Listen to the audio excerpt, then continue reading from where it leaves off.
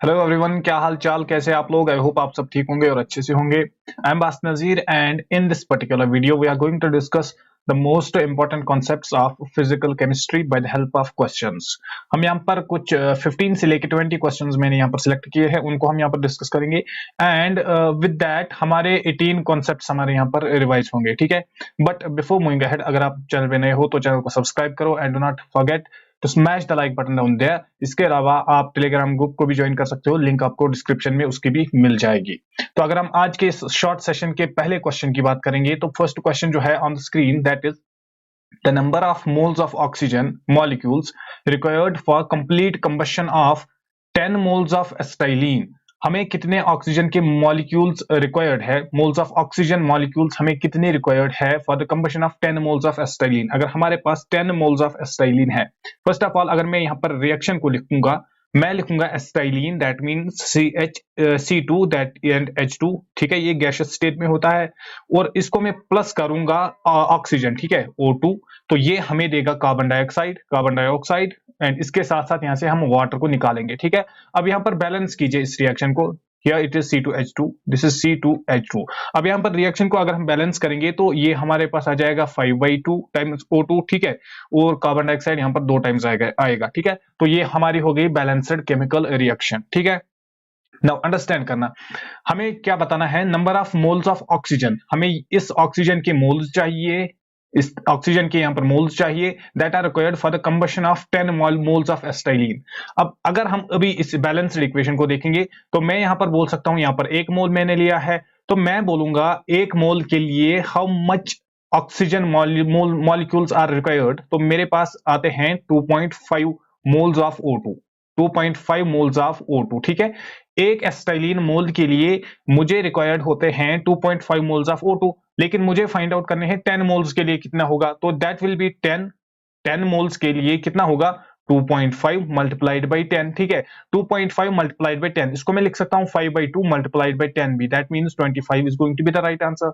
Simple सा question था, यहां पर बैलेंस करना था रिएक्शन को, ठीक है। सेकंड क्वेश्चन जो है यहां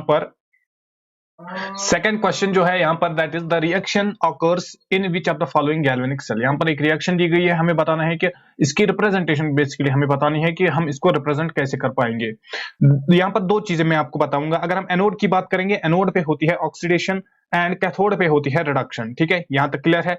तो अगर मैं एनोड की बात करूंगा, अगर मैं यहां पर एनोड की बात करूंगा, अगर मैं लिखूंगा एनोड पे कौन सी reaction, which reaction will take place, तो मैं लिखूंगा half of H2 and it will give H positive, ठीक है, ऑक्सीडेशन होती है यहां पर। और अगर मैं कैथोड की बात करूंगा, at cathode what will happen, जो AgCl है, it will gain an electron and it will be converted into Ag plus this will be Cl negative, ठीक है। ये हो गई एनोड एंड कैथोड की रिएक्शन। तो अगर मैं इन दोनों को ऐड करूंगा तो मेरे पास आ जाएगी ओवरऑल रिएक्शन, और ओवरऑल रिएक्शन मेरे पास ये है half of H2 plus AgCl is it gives H positive aqueous solution plus Cl negative aqueous plus Ag in the solid state, ठीक है।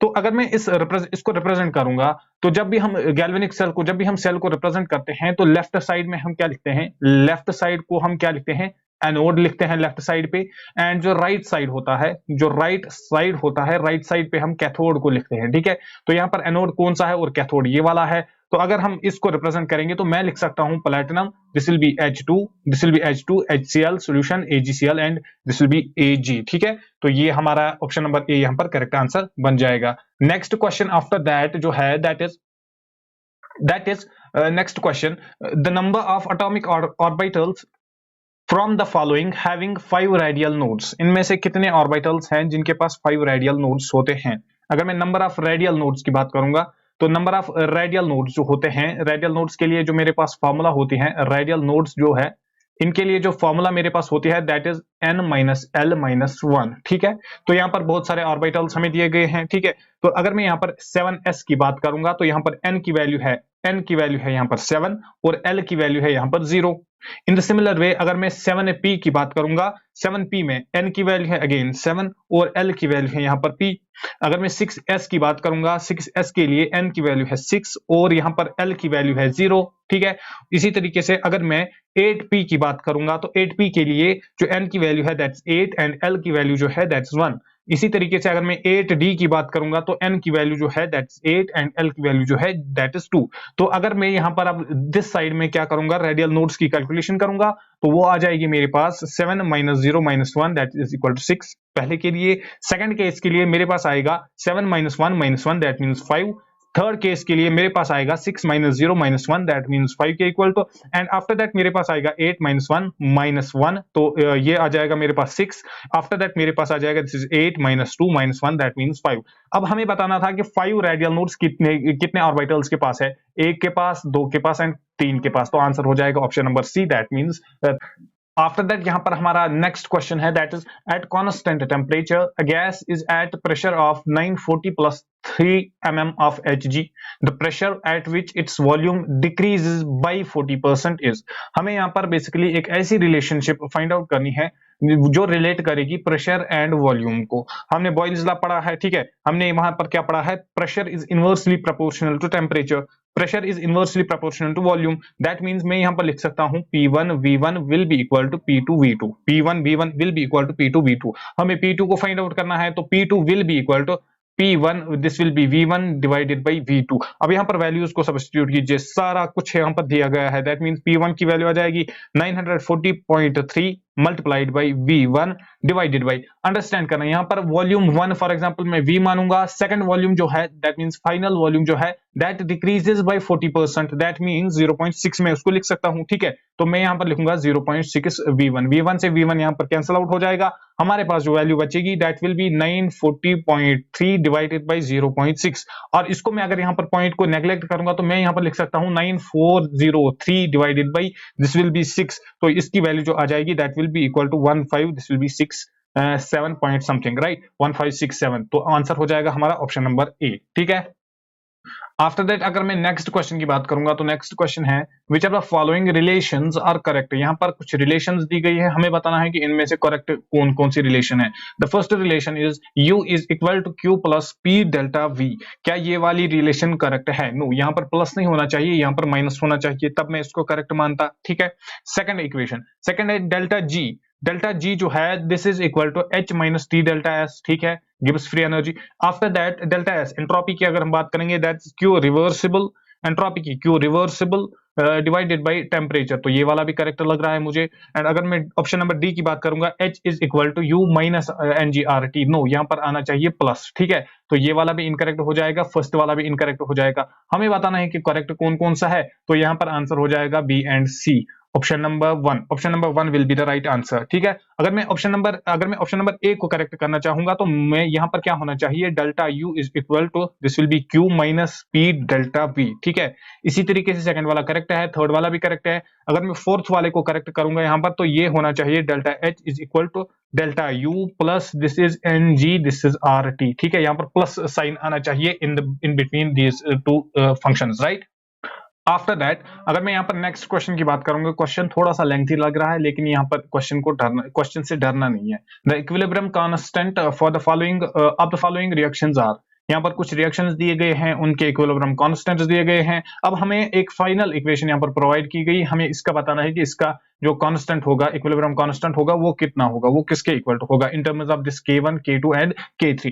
अब फाइंड आउट कीजिए। फर्स्ट ऑफ ऑल अगर मैं यहाँ पर एनालाइज करूंगा दिस फाइनल इक्वेशन को, let me call this equation as fourth equation. जो मेरी फोर्थ इक्वेशन है अगर मैं इसको एनालाइज यहाँ पर करूंगा तो मुझे NH3 जो है ये मुझे लेफ्ट हैंड साइड में चाहिए, लेकिन K1 में मेरा जो लेफ्ट हैंड साइड में मुझे इन तीन इक्वेशंस में कहीं पर लेफ्ट हैंड साइड में NH3 नहीं मिल रहा है। अगर मैं NH3 को यहाँ पर ढूंढूंगा तो इक्वेशन नंबर फर्स्ट में ये है लेकिन राइट साइड में, ठीक है। तो फर्स्ट ऑफ ऑल मैं K1 को इन्वर्स करना चाहूंगा, तभी मेरा जो NH3 है ये लेफ्ट हैंड साइड में आ जाएगा। That means whatever is going to be the final equilibrium constant of this equation number 4, in that ये जो K1 है it should be at the bottom, it should be at the denominator, ठीक है। तो K1 तो नीचे आएगा। After that मैं आपको जनरली बताता हूं कि आप कैसे ऑप्शंस को एलिमिनेट कर सकते हो और कम समय में आप क्वेश्चंस को सॉल्व कर सकते हो। आफ्टर दैट O2 की अगर हम बात करेंगे, O2 हमें चाहिए लेफ्ट हैंड साइड में, O2 हमें यहां पर भी है लेफ्ट हैंड साइड में, यहां पर भी है लेफ्ट हैंड साइड में, ठीक है। तो यहां पर अभी हम कुछ भी नहीं करने वाले हैं। इसके बाद अगर हम ट्वाइस NO की बात करेंगे, हमें ट्वाइस NO कहां पर चाहिए, हमें twice NO left right hand side में चाहिए। अगेन यहाँ पर हमें twice N right hand side में है, ठीक है, तो K2 तो ऊपर ही आने वाला है, तो मैं सीधे लिखूंगा K2। After that 3 times H2O मुझे चाहिए राइट हैंड साइड में, ठीक है, 3 टाइम्स H2O मुझे चाहिए राइट हैंड साइड में। अगर मैं इक्वेशन 1, 2 एंड 3 को एनालाइज करूंगा यहाँ पर, तो H2 है मुझे राइट हैंड साइड में, इक्वेशन नंबर 3 में H2O जो है ये राइट हैंड साइड में है, लेकिन ये 3 टाइम्स नहीं है, तो मुझे इक्वेशन नंबर 3 को यहाँ पर 3 से मल्टीप्लाई करना पड़ेगा। इक्वेशन नंबर 3 को मुझे यहाँ पर 3 से मल्टीप्लाई करना पड़ेगा, दैट मींस K3। जब मैं मल्टीप्लाई करता हूँ किसी नंबर से तो वो पावर में आता है, that means K2 K3 power 3 divided by K1 should be the right answer. K2 K3 power 3 divided by K1, तो ऑप्शन नंबर 1 यहाँ पर करेक्ट आंसर हो जाएगा। यहाँ पर मैंने अभी किसी इक्वेशन को ऐड नहीं किया, किसी इक्वेशन को यहाँ पर सब्ट्रैक्ट नहीं किया, मैंने यहाँ पर जनरली थोड़ा सा मैंने रूल्स का यूज किया, तो मैंने इजीली यहाँ पर अपना जो आंसर है, अपना जो रिक्वायर्ड आंसर है वो यहाँ पर पा लिया, ठीक है। आफ्टर दैट जो नेक्स्ट क्वेश्चन है, next question is the energy of an electron in the first Bohr orbit of hydrogen atom is -2.18 multiplied by 10 power minus 18 joules. Its energy in the third Bohr orbit is, तो हमें third Bohr orbit में energy को find out करना है। En की value क्या होती है, E1 अपॉन n का स्क्वायर, ठीक है, और यहाँ पर n की वैल्यू है 3, ठीक है, तो यहाँ पर जो एनर्जी आएगी that will be E1 divided by 3 का स्क्वायर, दैट मींस 9, तो 1/9 of this value, that means अगर मैं इसको सॉल्व करने की कोशिश करूंगा तो it should be 2.18 multiplied by 10 power minus 18 divided by 9, तो यहाँ पर जो वैल्यू आ जाएगी that will be the exact value of that energy which we are supposed to find out. After this अगर हम नेक्स्ट क्वेश्चन की बात करेंगे, तो नेक्स्ट क्वेश्चन जो है that is 1 gram of carbonate M2CO3 on treatment with excess HCl produces 0.01 mole of carbon dioxide. The molar mass of M2CO3 is, हमें बताना है कि मोलर मास कितना है। First of all what I will be doing is I will try to write the balanced chemical equation here. तो मैं यहाँ पर लिखूंगा, पहले मैं यहाँ पर कार्बोनेट को लिखूंगा, दैट मींस M2CO3। जब इसको मैंने क्या किया, जब मैंने इसको ट्रीट किया विद एक्सेस HCl, तो प्लस में यहाँ पर लिखूंगा HCl, this will B HCl, और ये 2 टाइम्स आ जाएगा, ठीक है, और ये मुझे देगा M, this will B Cl, plus यहाँ से वाटर निकलेगा बाहर, और यहाँ से मैं कार्बन डाइऑक्साइड को ऑब्टेन करूंगा, ठीक है। अब क्वेश्चन बता रहा है when it is treated with excess HCl it produces 0.01 moles of carbon dioxide. अब फर्स्ट ऑफ ऑल यहाँ पर क्या करना है आपको, यहाँ पर आपको देखना है कि क्या ये रिएक्शन जो है ये बैलेंस्ड है।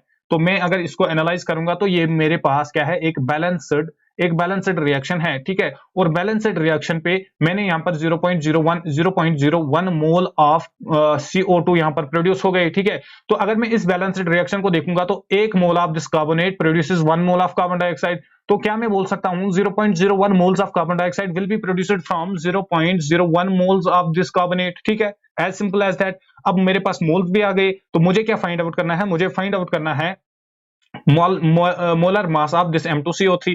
नाउ आई नो दैट जो मोल्स होते हैं weight that's given divided by the molar mass, और ये मोलर मास मुझे फाइंड आउट करना है। तो ये मोलर मास की वैल्यू मेरे पास जो आ जाएगी, मोलर मास जो है इसकी वैल्यू जो आ जाएगी दैट विल बी वेट जो गिवन होता है, दैट मींस 1 ग्राम यहाँ पर दिया गया है, divided by the number of moles मैंने यहाँ पर स्टोइचियोमेट्री से कैलकुलेट किया एंड दैट वाज एग्जैक्टली 0.01, ठीक है, तो ये मेरा आंसर आ जाएगा। तो इसको सॉल्व कीजिए, ये हमारे पास आ जाएगा 100 के इक्वल टू, ठीक है, आंसर हो जाएगा option number B, that means 100, right.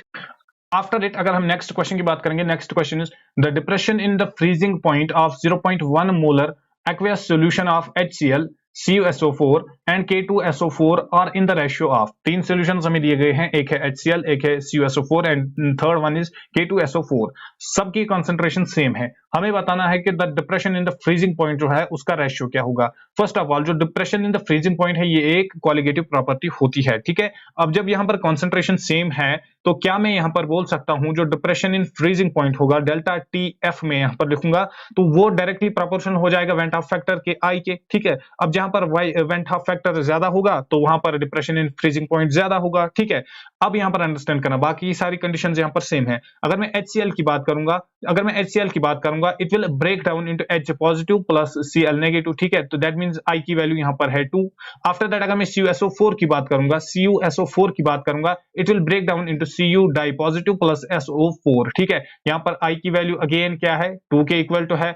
After that अगर मैं थर्ड वाले की बात करूंगा, that means K2SO4 it will break down into twice K positive plus SO4, ठीक है। तो यहाँ पर I की वैल्यू क्या आ जाएगी, ये 2 है और ये 1 है, दैट मींस यहाँ पर 3 वैल्यू आ गई। तो अगर मुझे अब यहाँ पर रेशियो चाहिए इनके I का, इनके वेंट ऑफ फैक्टर का, दैट विल बी 2:3, ठीक है। और अगर मैं इसको फर्दर सिंप्लीफाई करूंगा तो दैट मींस मैं इसको भी डिवाइड करूंगा 2 से, इसको भी डिवाइड करूंगा 2 से, इसको भी डिवाइड करूंगा 2 से, तो जो मेरे पास फाइनल रेशियो आएगा that will be 1:1:3/2, that is basically 1.5, 1:1:1.5, that means option number A is going to be the right answer. Now, what I will be doing over here is that मैं यहाँ पर simply Nernst equation को use करूंगा। According to Nernst equation, जो E naught of cell होता है that is equal to 0.059 divided by n, and यहाँ पर होता है log of k, ठीक है, log of k जो equilibrium constant होता है जब हम equilibrium की बात करेंगे, ठीक।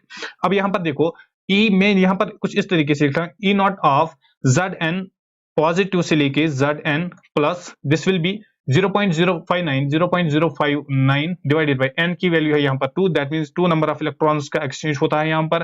एंड आफ्टर दैट मैं लिखूंगा log of 10 power this will B 20, ये मुझे गिवन है, ठीक है। तो मैं इसको फर्दर अगर लिखना चाहूंगा तो मैं लिख सकता हूं this plus this will B 0.76 और इसी की वैल्यू मेरे पास आ जाएगी 0.059 के इक्वल टू। अंडरस्टैंड किया इसको? तो अगर मैं यहाँ पर इसको एक साइड में शफल करूंगा तो मैं लिख सकता हूं E naught of Zn di positive, तो Zn इसकी वैल्यू आ जाएगी 0.59 माइनस 0.76, तो इसको सॉल्व कीजिए, यहाँ पर वैल्यू आ जाएगी 0.17 option number 1 is going to be the right answer, ठीक है।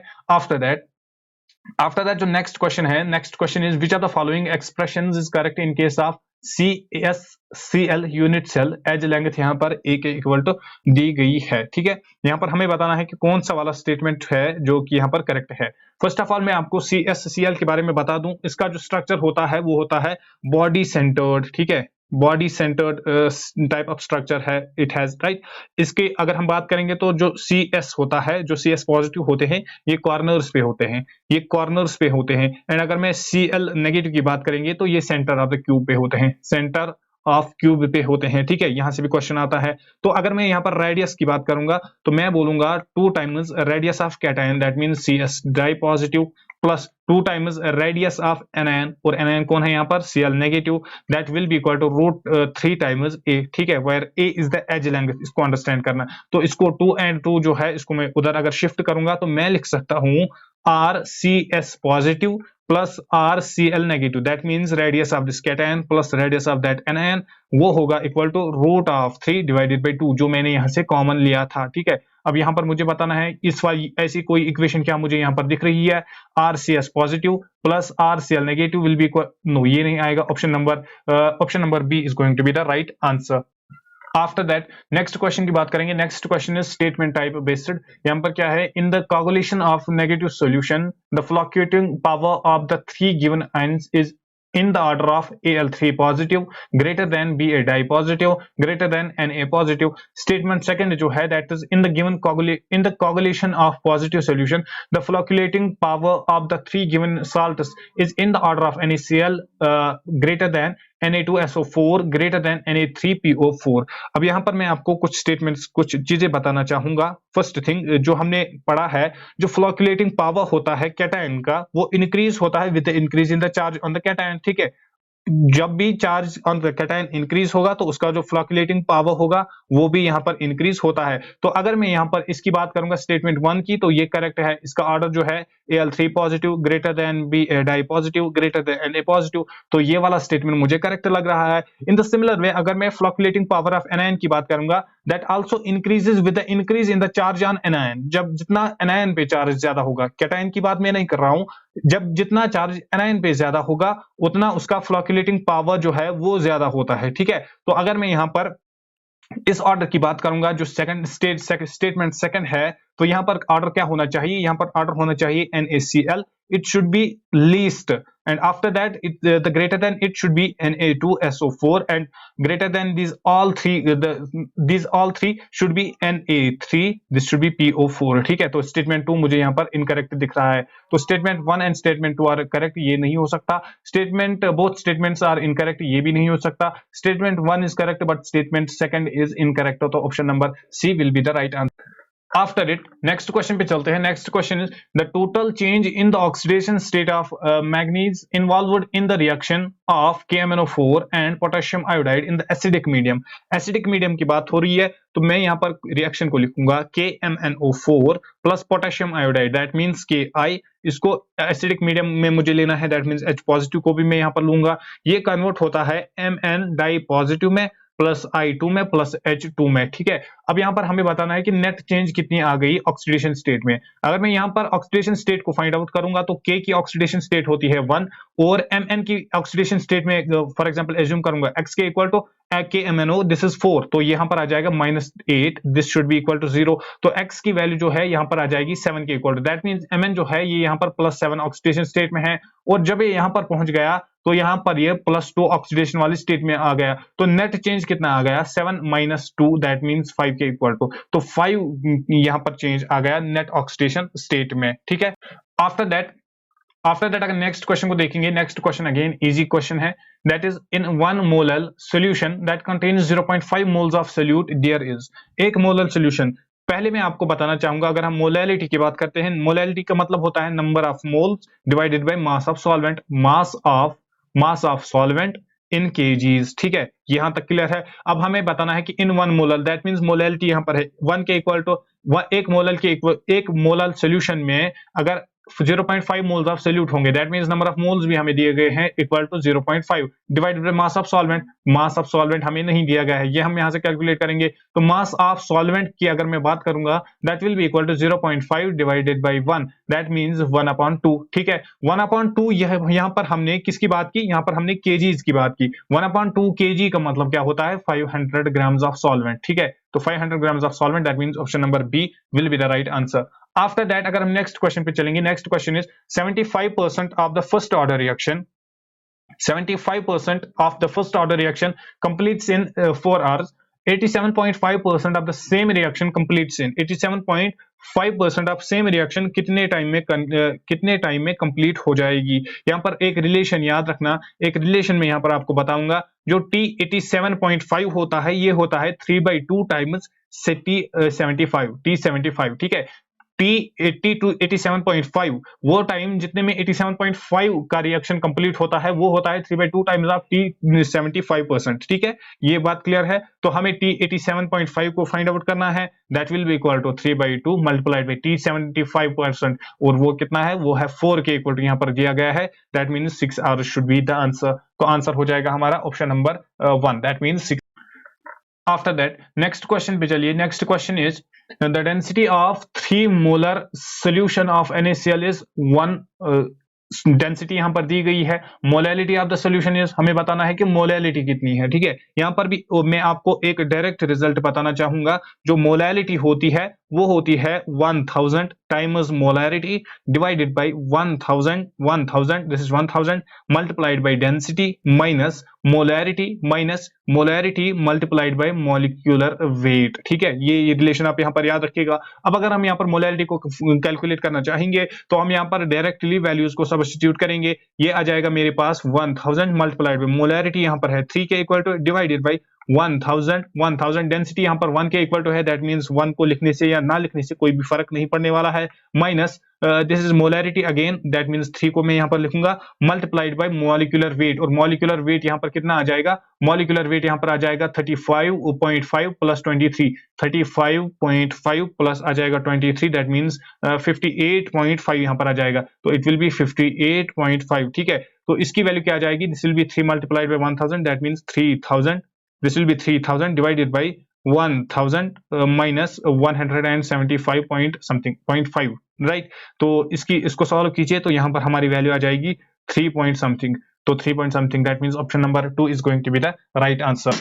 आफ्टर दैट अगर हम नेक्स्ट क्वेश्चन की बात करेंगे तो next question is if the pKa of lactic acid is 5 then the pH of 0.005 molar calcium lactate solution at 25 degree centigrade is. हमें pH को यहां पर फाइंड आउट करना है। पीएच की लैक्टिक एसिड का यहां पर फॉर्मूला बताई गई है, ठीक है। यहां पर मैं पीएच की फॉर्मूला हमें पता है क्या होती है, पीएच होता है 7 point half of this will B pKa plus log of C, ठीक है। अब वैल्यूज यहां पर डायरेक्टली फॉर्मूला में वैल्यूज को सब्स्टिट्यूट कीजिए, this will B 7 plus half of pKa की वैल्यू यहां पर है 5 और यहाँ पर आ जाएगा माइनस दिस विल बी 2, ठीक। तो ये आ जाएगा 7 plus half of 5 minus 2 that means 3। तो मैं लिखूंगा 7 दिस विल बी प्लस 1.5 और मैं इसको लिख सकता हूँ this will B 8.5। Hence the answer should be option number 1. That means 8.5 is going to be the pH. So these were the 18 most important questions from the physical chemistry. I hope आप सबको video पसंद आई होगी, और अगर आपको video पसंद आई तो video को लाइक करें, वो चैनल को सब्सक्राइब करें। हम मिलेंगे नेक्स्ट वीडियो में, तब तक के लिए ओके बाय।